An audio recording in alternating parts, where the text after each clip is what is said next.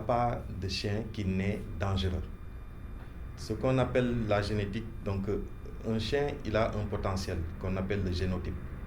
Donc, et en grandissant, en fonction de son milieu de vie, de son mode d'éducation, il acquiert ce qu'on appelle un phénotype, c'est-à-dire une expression du génotype.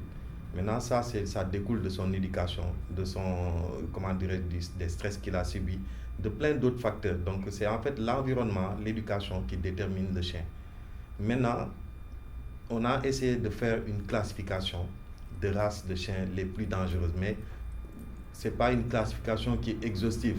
Mais dans cette classification, c'est plutôt l'American Staff, donc ce qu'on appelle l'American Staffordshire.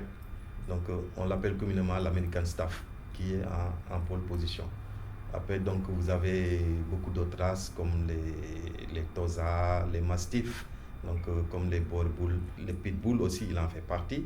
Il y a aussi le berger allemand, les bergers belges malinois. Il y a les Tosa, c'est une race de chiens japonais, donc, qui sont énormes, qui peuvent avoisiner des fois les 100 kilos.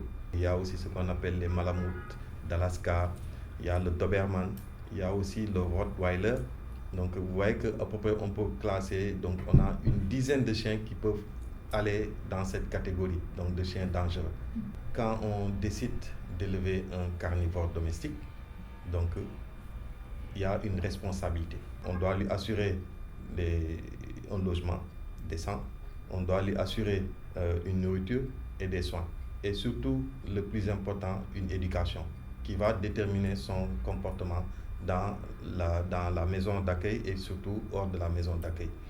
Il y a une catégorie de chiens qui fait que les mesures ou bien en tout cas les conditions d'élevage sont corsées.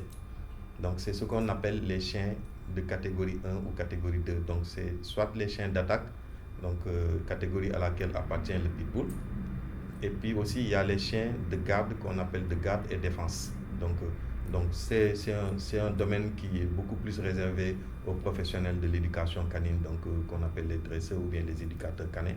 Donc il y a la gendarmerie, il y a des particuliers qui sont dans des entreprises bien reconnues, donc, et qui sont quand même très expérimentés au Sénégal, qui quand même officient dans ce domaine et parviennent à donner une bonne éducation aux chiens. Pour détenir un chien dangereux, il y a d'abord ce qu'on appelle un permis. Donc c'est un permis qui est délivré par les autorités légales, donc notamment ici ça devait être le ministère de l'Intérieur, et c'est en partie sous conseil vétérinaire.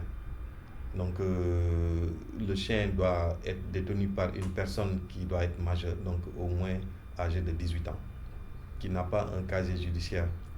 Et aussi, cette personne doit, sur le plan économique et financier, justifier de ce qu'on appelle une assurance responsabilité civile pour les futurs dommages ou bien les potentiels dommages que son chien pourrait causer à une tierce personne.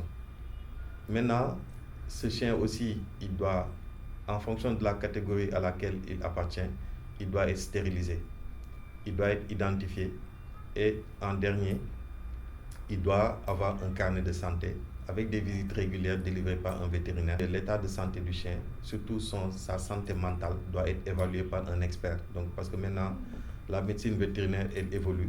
En relation avec les éducateurs canins, la médecine vétérinaire évolue vers ce qu'on appelle la médecine du comportement.